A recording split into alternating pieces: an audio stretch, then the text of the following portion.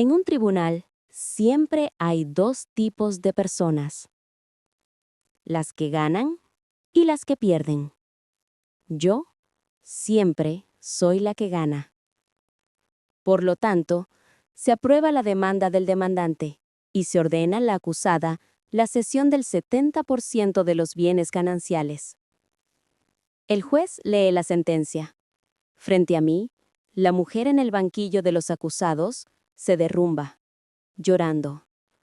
El hombre a su lado, su exmarido, más bien, exhala un suspiro de alivio que ni siquiera intenta ocultar.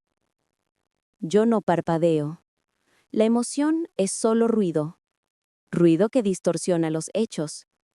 Mi trabajo es eliminar ese ruido y presentar la verdad legal. Esa es mi convicción, como Elena López, abogada matrimonialista.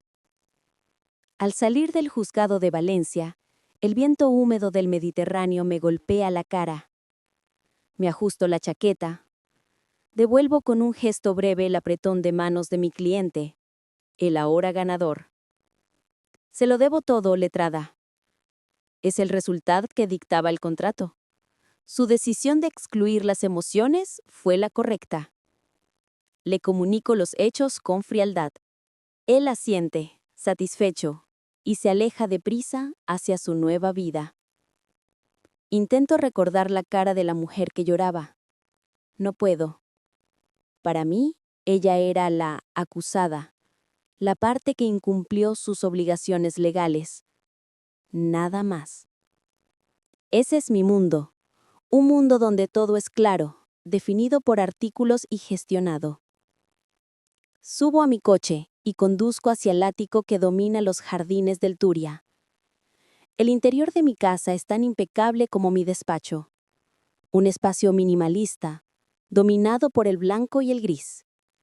Ni un cabello en el suelo, ni una taza de café olvidada. Esta es la vida perfecta que mi marido Javier y yo hemos construido.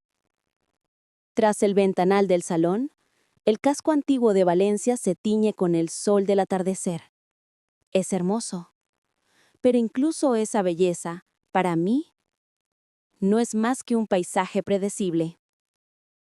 «Bienvenida, Elena». La voz de mi marido llega desde el estudio. Javier, profesor de filosofía. Es todo lo contrario a mí. Un hombre que habla de ideales antes que de realidad, de sentimientos antes que de lógica. He vuelto, gané el juicio. Ah, enhorabuena. Lo dice sin levantar la vista de una pila de exámenes. Su voz no tiene la admiración ni la empatía que debería esperar. Es lo de siempre. Suspira y deja el bolígrafo. Hoy he debatido con mis alumnos sobre la expiación. Otra vez, sus temas abstractos. ¿Expiación? Pagar por los pecados. Para eso está la ley. Daños y perjuicios, indemnizaciones o la cárcel. Todo es calculable. Me mira directamente por primera vez. Sus ojos siempre parecen estar en algún lugar lejano. La ley solo puede juzgar los actos, Elena. Lo dice en voz baja. La ley no puede juzgar la conciencia. ¿Cómo se paga una deuda del alma? Las deudas del alma no existen. Son una excusa para evadir la realidad. Lo corto, con frialdad, y voy a la cocina. El sonido de la máquina de espresso llena el silencio entre nosotros. Esta casa es demasiado silenciosa. No tenemos hijos. Esa fue otra parte del contrato que firmamos. Priorizar nuestras carreras. Eliminar ataduras emocionales. Un trato racional y justo. En mi despacho cuelga el símbolo de ese trato. Enmarcado, como una obra de arte, nuestro acuerdo prematrimonial. Mi obra maestra legal. División de bienes, reglas de convivencia, condiciones en el improbable caso de divorcio. Todo está escrito sin la más mínima fisura. Javier lo llama la sentencia perfecta.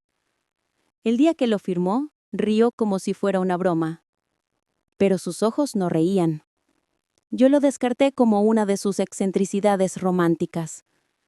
Estaba orgullosa de ese contrato.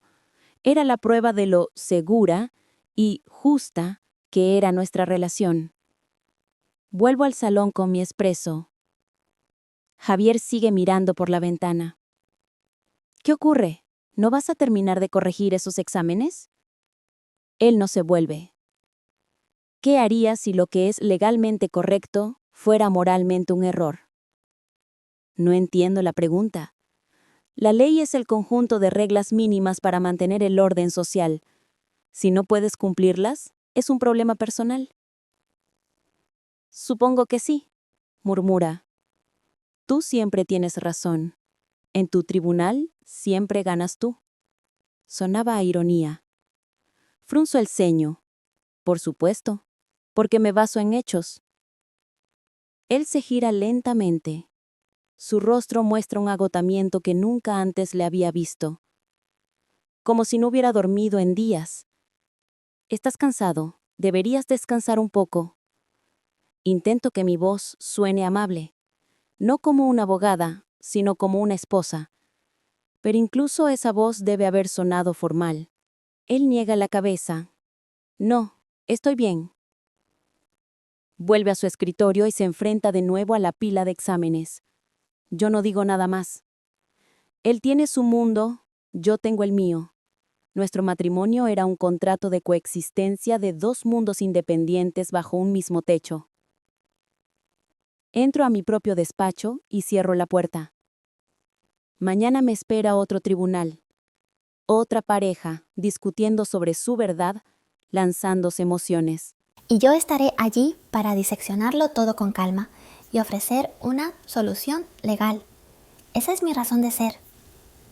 Paso el dedo por el marco del acuerdo prematrimonial. Cláusulas perfectas. Lógica perfecta.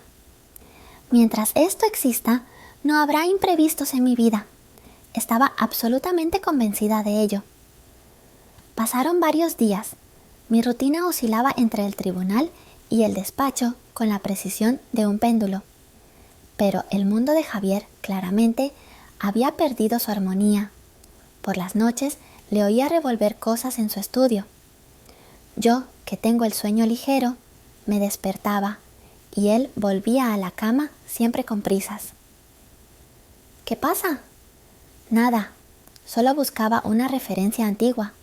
Eso respondía, pero su mano estaba fría y sudorosa. Ese fin de semana terminé de trabajar inusualmente pronto. Al entrar en el salón, encontré a Javier reorganizando su biblioteca.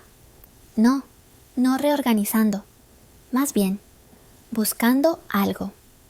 Lo que tenía en las manos no era un libro de filosofía, era un viejo álbum de fotos, suyo, de antes de casarnos. ¿Estás mirando cosas antiguas? Mi voz le sobresaltó. Dio un respingo y cerró el álbum de golpe. Su gesto fue el de alguien descubierto viendo algo prohibido. Ah, sí, solo recordaba viejos tiempos. ¿Viejos tiempos? La universidad. Antes de conocerte. Sus palabras contenían una pequeña espina. Antes de conocerme, es decir, antes de que yo definiera su vida con un contrato. Me senté en el sofá, manteniendo la distancia. No parece propio de ti mirar al pasado. Tú siempre hablas de la ética del aquí y el ahora. La gente cambia, Elena, dijo, dándome la espalda. O quizás llega un momento en que debe cambiar. Esa noche me entregó una pequeña caja. Dentro había un reloj de arena antiguo, un marco de madera tallada, con arena blanca que caía silenciosamente. ¿Qué es esto? No es nuestro aniversario. Estaba desconcertada. Nosotros priorizábamos la racionalidad, no teníamos la costumbre de intercambiar regalos inútiles. Es que pensé que el tiempo no se puede medir con las cláusulas de la ley. Golpeó el cristal con el dedo. Quizás se mide por la cantidad de arrepentimiento. ¿Otra vez filosofía? Javier, estoy cansada. No tengo tiempo para tus juegos de palabras abstractos. Dejé la caja sobre la mesa. Era bonito, pero inútil. Él puso una expresión de profunda tristeza, pero enseguida la reemplazó por esa sonrisa de resignación que ya le conocía. Perdona, no quería robarte tiempo. Dijo eso y salió al balcón. Yo no entendía por qué decía esas cosas. Arrepentimiento, nuestra vida era perfecta. Estabilidad económica, estatus social, tiempo libre para cada uno. Todo estaba garantizado por ese contrato. Recordé con total claridad el día que lo firmamos. En mi despacho, sobre la gran mesa de caoba, le expliqué cada cláusula. Con esto estamos legalmente protegidos. Pase lo que pase, cualquier imprevisto se resolverá de forma justa. Yo estaba eufórica, contemplando mi obra. Javier cogió el bolígrafo en silencio. Apenas leyó el contrato. Solo miró la última página. Elena, ¿qué? ¿Estás protegiendo el patrimonio o estás protegiendo tu corazón? Es lo mismo. El caos emocional lleva a la pérdida patrimonial. Yo gestiono el riesgo. Él soltó una risa seca. Gestión de riesgos. Y firmó. Una caligrafía fluida, pero sin fuerza.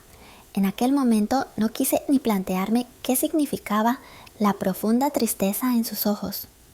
Para mí, solo era la prueba de que el contrato estaba cerrado.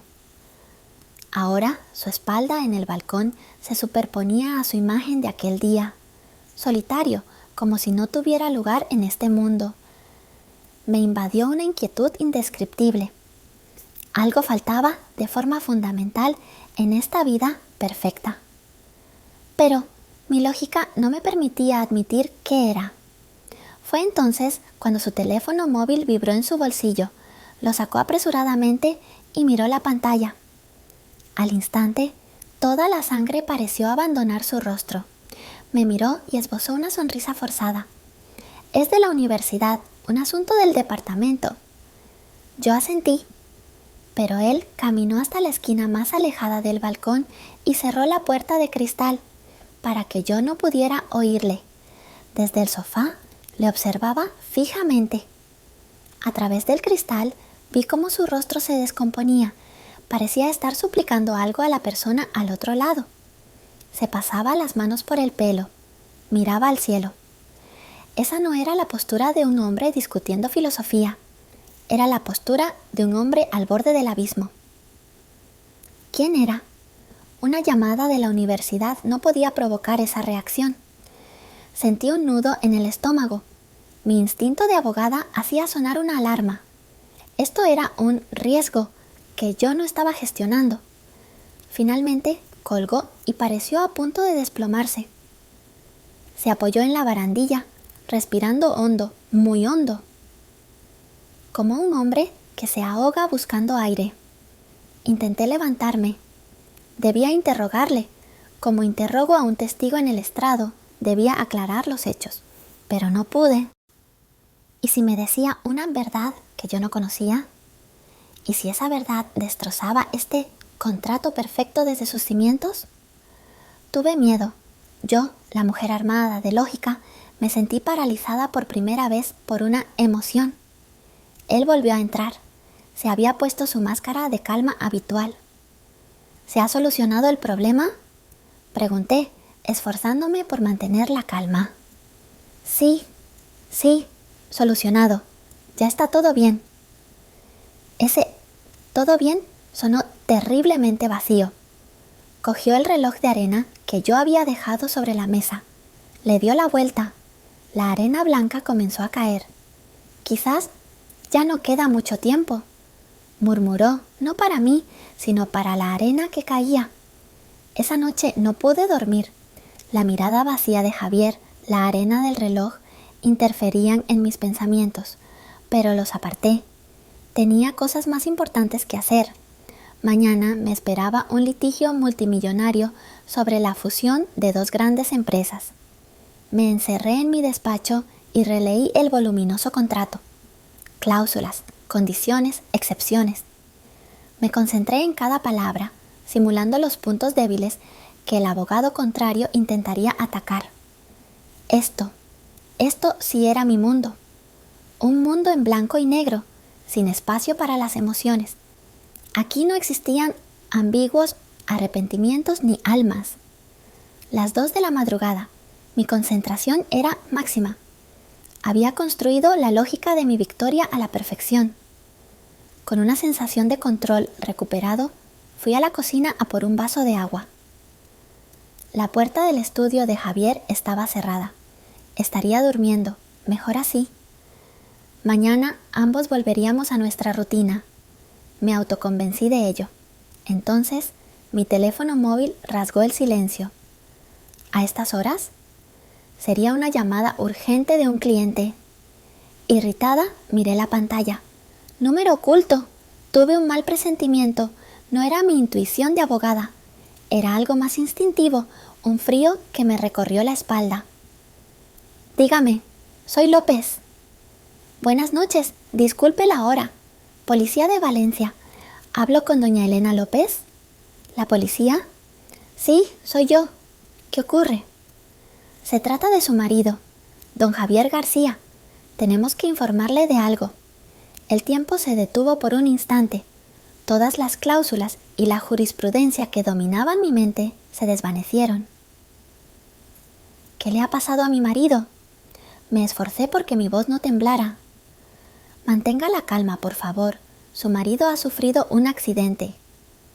¿Un accidente? En el Puente de las Flores. El coche ha roto la barandilla y... El Puente de las Flores, ese hermoso puente que fotografían los turistas. ¿Por qué estaba él allí? Quedaba en dirección opuesta a casa. ¿Y bien? ¿Cómo está? ¿Las heridas? ¿En qué hospital? Al otro lado de la línea, el agente tomó aliento. Ese silencio fue la respuesta que me atravesó. Señora, lamentamos tener que pedírselo, pero necesitamos que venga al lugar de los hechos para identificar el cuerpo. El cuerpo. Esa palabra no existía en mi mundo. En mis contratos había cláusulas por fallecimiento. Pero eso era un procedimiento legal. No era la muerte real, aquí y ahora. No recuerdo cómo llegué hasta allí. No sé si me puse el abrigo. No sé cómo agarré las llaves del coche. Cuando quise darme cuenta, estaba de pie bajo las luces rojas y azules de las sirenas que se reflejaban en el Puente de las Flores. El puente estaba cerrado. Hacía honor a su nombre.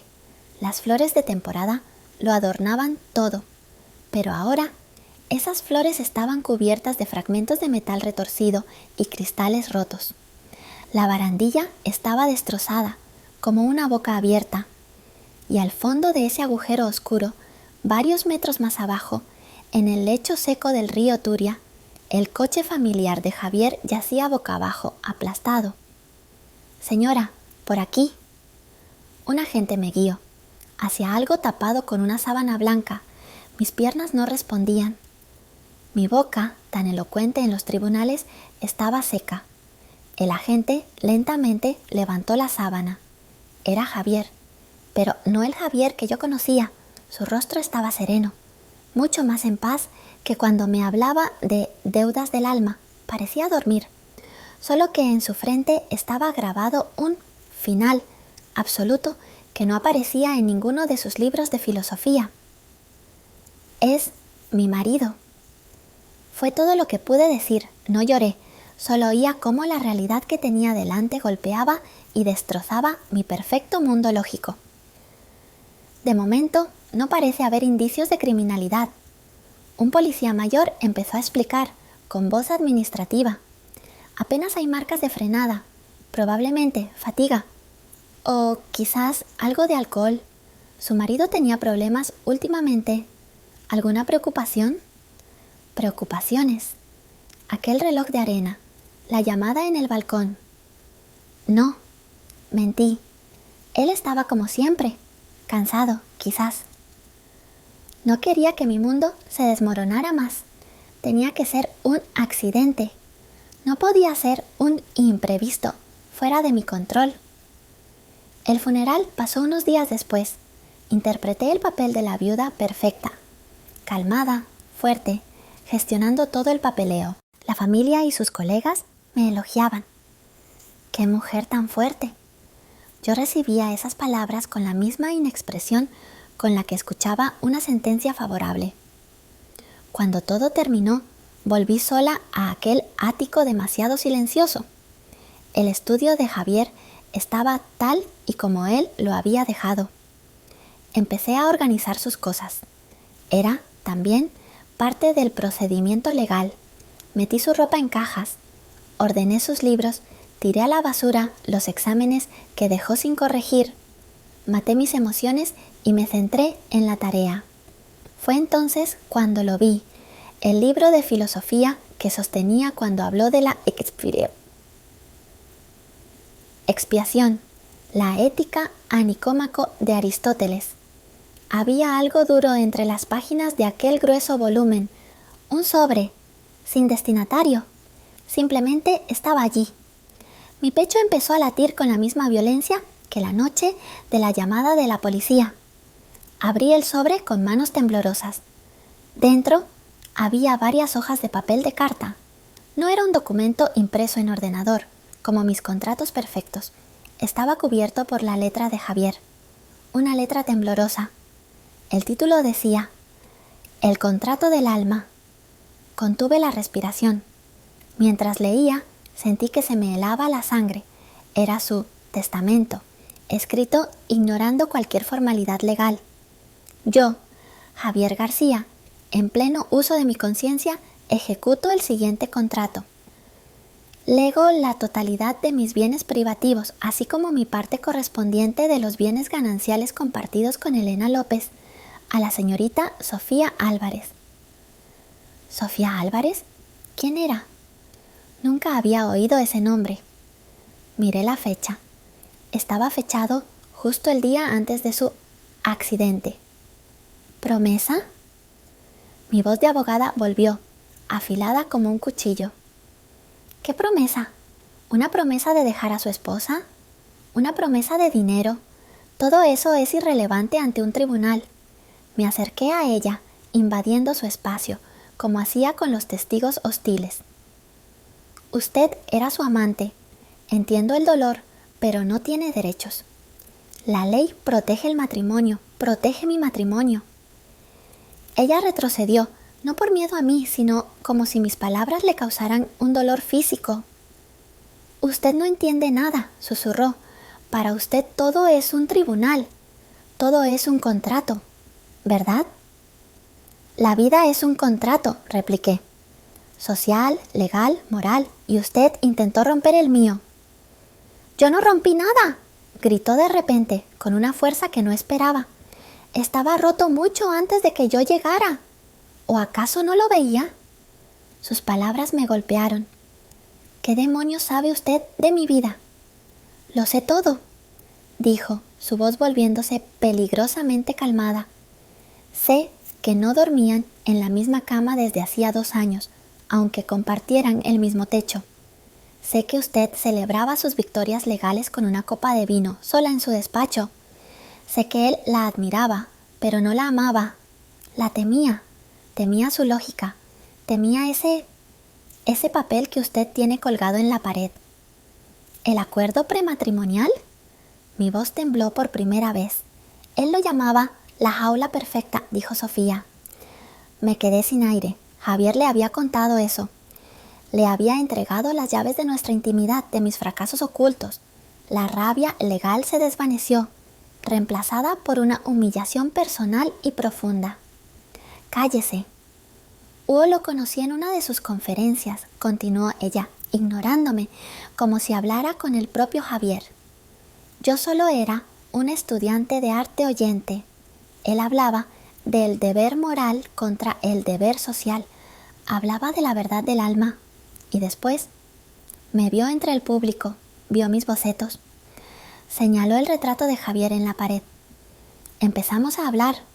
Él venía aquí, a este caos, y me dijo que aquí, en este desorden, encontraba más verdad que en toda su vida perfecta. Hablábamos horas. de arte, de filosofía, de la vida que él quería y no podía tener. ¿La vida con usted? Escupí. No, la vida sin miedo. La vida donde los sentimientos no fueran un riesgo legal. Me estaba citando. Estaba usando las palabras que yo le dije a Javier el día que firmamos el contrato. Este hombre, mi marido, había diseccionado nuestra vida y se la había ofrecido a esta niña. Era una aventura, sentencié, intentando recuperar el control. Lamentable, sí. Dolorosa, por supuesto. Pero legalmente solo es eso. Y se terminó. Sofía negó con la cabeza, una lágrima silenciosa rodando por su mejilla manchada de pintura. No era una aventura. Era lo único real que ambos teníamos. Se acercó a una pequeña mesa de dibujo y cogió un marco de fotos barato, puesto boca abajo. Me lo mostró. Era la ecografía de un feto. Mi mundo lógico, mi tribunal ordenado, mis cláusulas perfectas. Todo se hizo añicos en un instante. No, susurré. Estaba embarazada, dijo ella, su voz rota. De 4 meses, iba a ser un niño. La miré, sin comprender. ¿Un niño? Pero, ¿dónde estaba? El silencio en el estudio se volvió ensordecedor. El olor a trementina me revolvió el estómago. ¿Qué pasó? Mi pregunta ya no era la de una abogada, era la de una mujer enfrentada a una verdad demasiado grande. Javier entró en pánico. Sofía se abrazó a sí misma, temblando al recordarlo. Al principio lloró de alegría. Dijo que era una señal, la expiación de la que siempre hablaba, una oportunidad de hacer lo correcto por una vez. ¿Dejarme? De ser él mismo. Pero entonces, la realidad lo golpeó. ¿La realidad? ¿Usted quiere decir yo? Usted, asintió ella. Y el contrato, y el divorcio, la pérdida de su estatus, el escándalo en la universidad, su vida perfectamente ordenada, su jaula perfecta. Continuó, su voz cargada de un veneno que no era para mí sino para él. Empezó a cambiar, empezó a usar la filosofía contra mí. Hablaba de la lógica del sacrificio, de elegir el mal menor. Empezó a sonar como yo. Terminé la frase. Sofía asintió, las lágrimas cayendo sin control. Me convenció. Me dijo que no podíamos traer un niño a este caos. Que primero debía ordenar su vida, que me amaba, pero que debíamos esperar. Me prometió un futuro. Me prometió que si yo hacía ese sacrificio, él encontraría la forma de liberarse y estaríamos juntos. ¿Y usted le creyó? Era Javier. Era el hombre que hablaba de la verdad del alma. ¿Cómo no iba a creerle?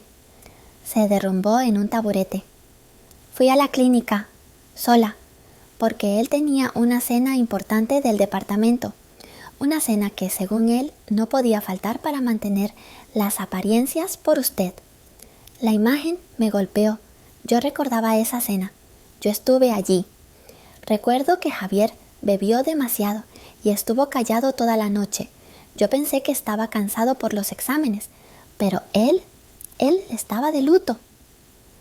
Sucedió hace 3 meses, susurró Sofía. 3 meses. La fecha exacta en que dejó de comprar los lirios blancos. La fecha en que empezó a hablar obsesivamente de la expiación. La fecha en que supe que algo se había roto en él. Después de aquello, continuó ella, mirando al vacío, él ya no era Javier. Era una cáscara. Venía aquí y solo se sentaba. Miraba el lienzo en blanco. No podía hablar, no podía enseñar, no podía vivir. Me decía que había cometido el pecado imperdonable, que había usado la lógica para matar el alma, no solo la mía, sino la suya, y la de nuestro hijo. Ahora entendía. La deuda del alma de la que él me habló esa noche. No era una teoría filosófica, era real. Era la vida que él había ordenado destruir. ¿Y el dinero? Pregunté, mi voz apenas un susurro. ¿Este contrato? Sofía levantó la vista, sus ojos llenos de un odio puro. ¿El dinero? Una semana antes de todo, vino aquí. Estaba destrozado. Dijo que la ley no podía castigarlo, pero que él sí podía. Dijo que la ley de los hombres, la suya, la de usted, le había fallado, así que él escribiría la suya propia. La ley del alma. Me dio ese papel. Me dijo que era su confesión y su sentencia. Dijo que ya no podía vivir con la deuda. Dijo que si no podía darme la vida que me prometió, al menos me daría los medios para vivir la mía. Era su forma de expiar. No era por el dinero, señora López. Era su castigo. Sofía se puso de pie, temblando. Pero yo no quería el dinero. Yo lo quería a él. Quería que luchara, le grité. Le dije que cogiera su estúpido papel y se fuera. Le dije que había matado a mi hijo por nada. Y él se fue. Y esa fue la última vez que lo vi. Me apoyé en la pared. Mis piernas no me sostenían. Todo mi caso legal, mi indignación, mi sensación de traición, todo se había disuelto. Yo no era la víctima. Yo era el arma. Mi lógica, mi contrato, mi mundo perfecto. Todo eso había sido la justificación que Javier usó para cometer un acto de una cobardía moral absoluta, y esa cobardía lo había matado. Dios mío, fue todo lo que pude articular. No hable de Dios, dijo Sofía escupiendo las palabras, ni de leyes. Aquí no hay nada de eso. Solo hay un hecho. Él está muerto, y nuestro hijo también. Y yo estoy aquí, con un retrato que ya no puedo mirar y un contrato que no quiero. Miré el papel sobre la mesa. El contrato del alma. Ya no era un documento legal inválido, era la nota de suicidio moral de mi marido. Me quedé en silencio. Mi mente, entrenada para encontrar patrones y construir argumentos, intentaba desesperadamente procesar la información. Aborto, culpabilidad, deuda. Todo encajaba con una lógica horrible y humana que yo nunca había querido ver, pero una pieza seguía sin encajar. «¿Él escribió esto?», dije, señalando el contrato con mano temblorosa. Estaba destrozado por la culpa, y entonces tuvo un accidente. Intentaba convencerme a mí misma. Fue una trágica coincidencia. Murió antes de poder... ¿Arreglarlo?, interrumpió Sofía, su voz carente de toda emoción. «O antes de que usted pudiera demandarlo». «No», grité. «Murió en un accidente. La policía lo dijo. Estaba cansado, quizás bebido, perdió el control. Yo necesitaba que fuera un accidente. Necesitaba que el universo fuera caótico pero no intencional. Si su muerte era solo mala suerte, yo podría manejarlo, podría archivarlo como un hecho trágico. Pero si no lo era...» Sofía me miró como si yo fuera la persona más estúpida del mundo. Con un cansancio infinito se acercó a un montón de lienzos apoyados contra la pared. Sacó una pequeña caja de madera, la misma que yo había despreciado, el reloj de arena. «¿Qué hace usted con eso?», pregunté, desconcertada. «Él me lo dio a mí». «Se lo dio a usted, sí», dijo Sofía. «Pero lo trajo aquí el último día. Dijo que usted no lo había entendido». Lo puso sobre la mesa, junto al contrato del alma. Dijo que este reloj era la respuesta. Dijo: «Elena cree que el tiempo se mide en plazos legales, pero se mide en arena, y la mía se ha acabado». El vello de mi nuca se erizó. Las palabras exactas que él me dijo.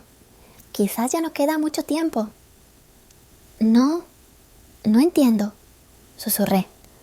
Sofía suspiró, como si cargar con mi ignorancia fuera su última cruz. «Usted sigue pensando que fue un accidente». «¿Lo fue?» «No, señora López, no lo fue». «¿Cómo lo sabe? ¿Estaba usted allí?» «No», dijo ella, abriendo la caja del reloj, «pero me dejó esto». Debajo del reloj, en el fondo de la caja, había una sola hoja de papel doblada. No era el contrato, era una carta. La letra de Javier. Se la había dejado a ella. La policía no vio esto, dijo Sofía. Yo no pude enseñárselo. Era lo único que me quedaba de él, lo único verdadero. Me la tendió. Mis manos no respondían. «Léala», ordenó. Abrí el papel. Era corto. No era una carta de amor, no era una disculpa. Era, como todo lo de Javier, una tesis filosófica final. Sofía, hablamos de la expiación, pero la expiación no es una palabra, es un acto. No se puede reparar una vida que se ha quitado. La deuda es absoluta, y una deuda absoluta exige un pago absoluto. He usado la lógica de Elena para destruir nuestra verdad. Ahora, usaré esa misma lógica para ejecutar la sentencia. No puedo vivir como el hombre que soy, así que esta noche realizaré el último acto de equilibrio. Pagaré la deuda con la única moneda que me queda. Estaré donde las flores nos recuerdan la vida que no pudo ser. Javier. La sangre abandonó mi rostro. Caí de rodillas. Estaré donde las flores nos recuerdan. El puente de las flores. No fue una ruta al azar. No fue fatiga. No fue alcohol. Fue una elección. Fue el lugar que él eligió para su ejecución. Apenas hay marcas de frenada. La voz del policía resonó en mi cabeza. Claro que no la sabía. Él no frenó. Aceleró. Él no perdió el control. Él tomó el control por primera y última vez en su vida, de la única manera que su cobardía moral le permitió. No fue un accidente, fue un suicidio. Un acto deliberado de autodestrucción, escenificado como una tragedia vial. Y yo, la brillante abogada matrimonialista, la experta en hechos y evidencia, había sido la última en verlo, la última en entender la verdad. Había estado tan ocupada defendiendo mi contrato legal que no vi la sentencia que se estaba dictando en mi propia casa. Javier no solo me había traicionado con otra mujer, me había traicionado con la muerte y había usado mi propia lógica, mi propio mundo de causa y efecto para ajustar su salida. El contrato del alma no era un testamento para beneficiar a Sofía, era su manifiesto. Era su forma de asegurarse de que yo, la mujer que todo lo calculaba, supiera exactamente por qué había muerto. Era su venganza final. No contra mí, contra sí mismo. Me quedé allí, arrodillada en el suelo sucio del estudio de Sofía, rodeada de los olores a pintura y pérdida. Mi mundo lógico no se había roto, se había evaporado. Ya no había ganadores ni perdedores. Ya no había cláusulas, solo había un dolor crudo, absoluto, y el peso insoportable de un reloj de arena que se había quedado sin tiempo. Cogí el contrato del alma, del suelo. Estaba manchado de polvo y de mis lágrimas, que ahora caían sin control. Era el único documento que importaba. No sé cuánto tiempo permanecí arrodillada en ese suelo, minutos u horas.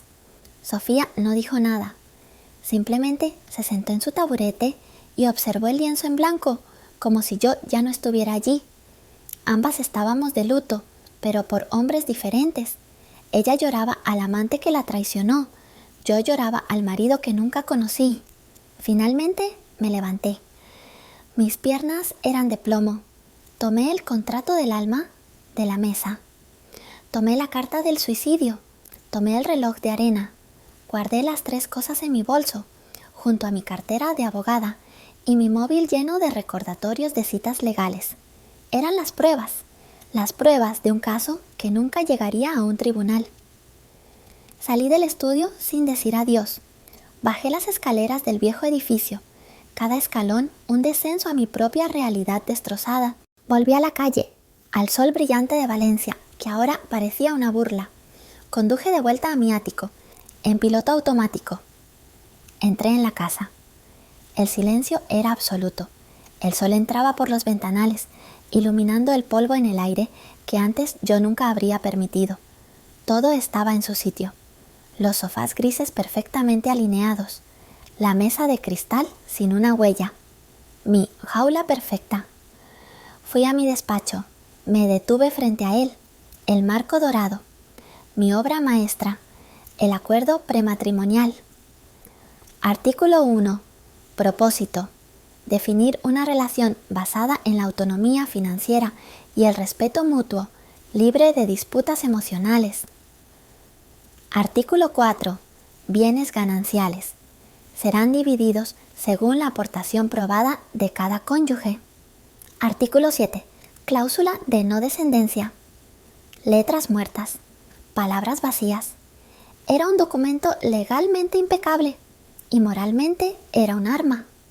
Era el muro que yo había construido, tan alto y tan grueso, que ni yo misma podía ver lo que sucedía al otro lado.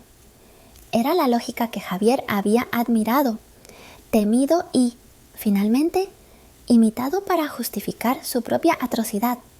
Yo no solo lo había empujado a los brazos de Sofía, yo le había dado las herramientas para destruirla. Él buscó en ella el alma, el caos, la vida que yo le negaba. Pero cuando esa vida se hizo real, cuando el alma se convirtió en un problema, un hijo, una responsabilidad legal, él corrió a esconderse. ¿Y dónde se escondió? Detrás de mis palabras, detrás de la gestión de riesgos, detrás del sacrificio lógico. Él usó mi filosofía para matar la suya. Y yo había ganado. Legalmente lo había ganado todo. La casa era mía, el dinero era mío. Ese contrato del alma era papel mojado. Sofía Álvarez no tenía ningún derecho. Yo había ganado el caso. Mi lógica había prevalecido, pero el precio de la victoria era absoluto. Había ganado el patrimonio, pero había perdido la verdad. Había protegido mis bienes, pero mi corazón estaba en bancarrota. Me apoyé en el escritorio. Vi mi reflejo en el cristal que protegía el contrato. Vi a una mujer de 42 años, exitosa, rica, respetada. Y vi a la mujer más estúpida y ciega del mundo. Vi a la verdadera acusada. Saqué el contrato del alma de mi bolso. Lo puse sobre mi escritorio, al lado del acuerdo prematrimonial enmarcado. Uno era la ley, el otro era la verdad. Uno estaba escrito con tinta de impresora y sellos notariales. El otro con desesperación y sangre. Uno protegía la propiedad. El otro intentaba salvar un alma. Mi mundo, construido sobre la certeza de las cláusulas, se vino abajo. Javier se había asegurado de ello. Él sabía que yo investigaría. Sabía que mi instinto legal me llevaría hasta Sofía. Sabía que yo encontraría la verdad. Este era su verdadero legado. No era dinero para su amante. Era una lección para su esposa. Una lección final y brutal sobre la diferencia entre la justicia y la conciencia. Me senté en el suelo de mi despacho impecable. Por primera vez en mi vida adulta lloré. No lloré como la viuda fuerte que todos vieron. Lloré como la tonta arrogante que era. Lloré por el hombre que no supe amar, por el hijo que nunca supe que existió y por la mujer que yo misma me había convertido. Lloré porque, por primera vez en mi vida, no sabía cuál era la siguiente cláusula. La ley no tenía respuesta para esto. Estaba sola, en mi jaula perfecta, con 2 contratos, y ninguno de los dos podía devolverme nada. El llanto se secó. El dolor agudo dio paso a una claridad fría y pesada. La claridad de la pérdida irreversible. Pasé 2 días en ese ático. El teléfono de mi despacho no paraba de sonar. Mis socios, mis clientes, los litigios millonarios, todo parecía pertenecer a una vida anterior. Ignoré las llamadas. Me senté en el despacho de Javier. Miré el contrato del alma. Ya no era una prueba, se había convertido en una responsabilidad. Al tercer día, llamé a mi socio. No para demandar, para renunciar. Elena, ¿estás bien? ¿Necesitas más tiempo? puedo encargarme del caso. Marco, voy a dejar el bufete. Le interrumpí. Silencio al otro lado. ¿Qué? Elena, ¿de qué hablas? ¿Es por Javier? Es una tragedia, pero... No es por su muerte, Marco. Es por mi vida. No puedes irte, Elena. Eres la mejor abogada matrimonialista de la ciudad. Ganamos siempre. Ese es el problema. Dije, ganamos, pero ya no sé lo que estamos ganando. Colgué antes de que pudiera responderme. Cogí el contrato del alma y el acuerdo prematrimonial enmarcado. Conduje hasta el despacho de Marco. Él me esperaba en la sala de juntas, visiblemente preocupado. Elena, por favor, siéntate. Hablemos. Estás pasando un duelo. No estoy de duelo, Marco. Estoy despierta. Puse ambos documentos sobre la mesa de caoba. Esto, dije, señalando mi perfecto acuerdo, es la ley. Y esto, señalé el papel tembloroso de Javier, es la verdad. Le conté todo. El embarazo, el aborto, la carta, el suicidio. Marco escuchó, su rostro pasando de la confusión a la conmoción. Como abogado, su primer instinto fue el ataque. Dios mío, Elena, esto es horrible, pero no cambia nada legalmente. De hecho, refuerza tu posición. La chica esta, Sofía, podría ser acusada de extorsión, de manipular a un hombre vulnerable. Podemos anular ese contrato del alma en 10 minutos.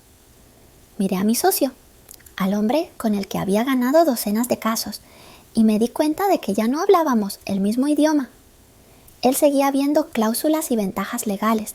Yo solo veía el coste humano. No vamos a demandar a nadie, Marco. ¿Qué? Elena, ese dinero es tuyo. Esa casa es tuya. No puedes dejar que el delirio de culpabilidad de Javier destruya tu patrimonio. Él ya está destruido, Marco. Yo también. ¿Y esa chica? Está más destruida que nosotros dos juntos. ¿Y qué importa esa chica? Insistió él. Importa, dije, mi voz firme por primera vez en días. Importa porque Javier dejó una deuda y yo, como su socia legal y moral, tengo que decidir qué hacer con ella. ¿Qué vas a hacer? ¿Vas a darle el dinero? Eso es admitir la validez de esa basura. No, dije. No voy a admitir nada. Voy a cerrar el caso. Cogí el contrato del alma. Javier escribió esto como su sentencia, pero yo soy la única juez que queda. Dejé a Marco en la sala de juntas, con la boca abierta, sosteniendo mi acuerdo prematrimonial como si fuera un objeto inútil. Y lo era. Conduje por última vez al barrio del Carmen. El olor a trementina seguía allí. Subí las escaleras. Sofía estaba empaquetando. Cajas de cartón llenaban el estudio. El retrato de Javier estaba apoyado contra la pared, cubierto con una sábana. ¿Qué quiere ahora?, dijo, sin mirarme. Su voz estaba muerta. ¿Se va de Valencia? No tengo nada que hacer aquí. No puedo pintar. No puedo estar aquí. ¿Y el dinero? Ella soltó una risa amarga. ¿Sigue con eso? Quédeselo. Úselo para comprarse otro marido perfecto. El insulto no me dolió. Me lo merecía. Saqué el contrato del alma y lo puse sobre una de las cajas. Mi abogado dice que esto es papel mojado. Ya me lo imaginaba. Dice que podría demandarla por extorsión. Ella se encogió de hombros. Demándeme, no tengo nada que puedan quitarme. Legalmente tiene razón, continué. El patrimonio es mío. La casa es mía. Yo gané. Ella finalmente me miró, sus ojos llenos de un desprecio agotado. Por supuesto que ganó. Usted siempre gana. Negué con la cabeza. No, esta vez no. Esta vez nadie ha ganado. Avancé y me detuve frente a ella. Yo no quiero el dinero de Javier. No quiero la casa. No quiero nada que esté manchado por esta deuda. Sofía frunció el ceño sin entender. Javier le quitó una vida, dije, mi voz apenas un susurro. No puedo devolvérsela, pero él intentó pagarle con esto. Toqué el contrato. No es un pago justo, nada lo es, pero es lo único que hay. No lo entiendo. ¿Qué está diciendo? Estoy diciendo que no voy a impugnar esto. Pero usted dijo que era inválido. Legalmente lo es, pero moralmente es la única verdad que nos queda. Los ojos de Sofía se abrieron de par en par. La incredulidad luchaba con la rabia. ¿Por qué? ¿Por qué hace esto? ¿Es lástima? ¿O es su propia culpa? Es justicia, respondí. O lo más parecido a la justicia que puedo ofrecer. Javier usó mi lógica para destruir su vida. Yo usaré mi voluntad para honrar la suya. La suya, Sofía. Me di la vuelta para irme. Espere, dijo ella. Me detuve en la puerta. Él la odiaba a usted al final, dijo en voz baja. Lo sé, respondí. No lo sabe, dijo ella. La odiaba porque usted era fuerte, porque usted tenía la lógica que a él le faltó cuando yo más lo necesité. Él no la odiaba a usted, Elena. Se odiaba a sí mismo por no ser como usted. Fue la absolución más dolorosa que jamás había recibido. Salí de aquel estudio por última vez. No me sentía ni victoriosa ni derrotada. Solo me sentía vacía y, por primera vez, ligera. El peso de la lógica, el peso de tener que ganar, siempre se había ido. Volví al ático. Durante una semana hice exactamente lo que decía la ley. Liquidación de bienes, cierre de cuentas, vendí la casa, vendí el coche de lujo, vendí mis acciones. Renuncié formalmente al bufete. Marco, mi socio, se negó a hablar conmigo. Dijo que me había vuelto loca. Quizás tenía razón. Todo el patrimonio que me correspondía legalmente por el matrimonio, todo lo que Javier había intentado ceder a Sofía y todo lo que era mío lo transferí, no directamente a ella. Eso habría sido caridad, y esto no era caridad. Creé un fideicomiso anónimo, a nombre del Fondo de Artistas Jóvenes de Valencia. Puse a Sofía Álvarez como la primera y única beneficiaria principal con derecho a uso vitalicio. Ella nunca sabría que el dinero venía de mí. Solo sabría que el contrato del alma de Javier, de alguna manera, se había cumplido. Yo no quería su gratitud, solo quería cerrar la deuda. Cuando la cuenta bancaria de mi matrimonio quedó a cero, me sentí libre. Me mudé del ático de lujo con vistas al Turia. Alquilé un pequeño apartamento, precisamente en el barrio del Carmen, no cerca de Sofía. No quería invadir su espacio, pero lo necesitaba. Necesitaba vivir en el caos. Necesitaba estar rodeada de vida imperfecta, de paredes con grafitis y de olores a comida y a humanidad. Necesitaba estar lejos de mi jaula perfecta. Las primeras semanas fueron extrañas. Me despertaba y no tenía ningún litigio que preparar, ninguna cláusula que revisar. Me sentaba en mi pequeño balcón, que daba a un patio interior ruidoso, y bebía café, observaba a la gente, escuchaba sus discusiones, sus risas. Durante un mes no hice nada, solo existir. Fue lo más difícil que había hecho en mi vida. Un día, caminando sin rumbo, pasé por la Facultad de Derecho. Me detuve. Vi a los estudiantes salir, jóvenes, arrogantes, cargados de libros gruesos. Eran como yo, 20 años atrás. Entré. Fui al despacho del decano, un viejo conocido al que me había enfrentado varias veces en los tribunales. Elena López, dijo, sorprendido. He oído que te has retirado. ¿Vienes a demandar a la universidad? No, sonreí. Vengo a pedir trabajo. ¿Trabajo? ¿Aquí? ¿Tú? Quiero dar clases, dije. Él se rió. ¿Enseñar qué? ¿Cómo destrozar al oponente en un divorcio? No, quiero enseñar ética legal. El decano dejó de reír. ¿Ética? Elena, con todos mis respetos, esa nunca ha sido tu especialidad. Exacto, respondí. Por eso soy la persona ideal para enseñarla. porque conozco el precio exacto de no tenerla. Comencé a dar clases la semana siguiente. Mi primera lección no fue sobre el Código Civil, fue sobre 2 contratos. Uno, un acuerdo prematrimonial ficticio, perfectamente redactado. El otro, una hoja de papel arrugada, escrita a mano, llena de errores legales y desesperación. Dije a mis alumnos, señalando el contrato perfecto, ganará siempre en un tribunal. Pero dije, sosteniendo el otro, es el único que os dirá la verdad. Los estudiantes me miraban confundidos. Estaban allí para aprender a ganar, y yo estaba allí para enseñarles a entender que perdían. En mi nuevo apartamento solo colgué una cosa en la pared. No era mi título de abogada, ni el acuerdo prematrimonial enmarcado, lo había quemado. Un día, un paquete anónimo llegó a mi puerta. Dentro estaba el retrato de Javier, el que Sofía había pintado, el del hombre lleno de angustia y amor, sin nota, solo el cuadro. Supe que ella había recibido el dinero del fideicomiso, y supe que había entendido. Era su forma de cerrar el caso.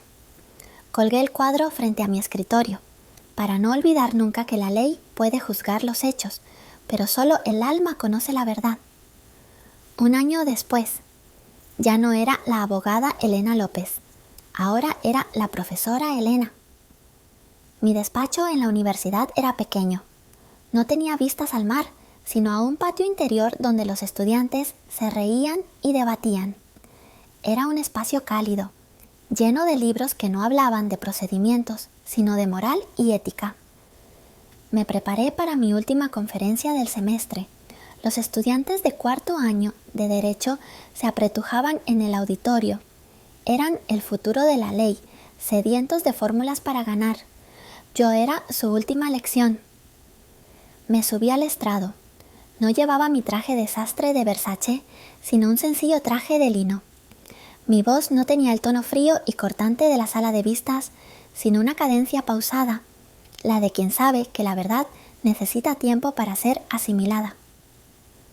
Durante años comencé mirando a la sala.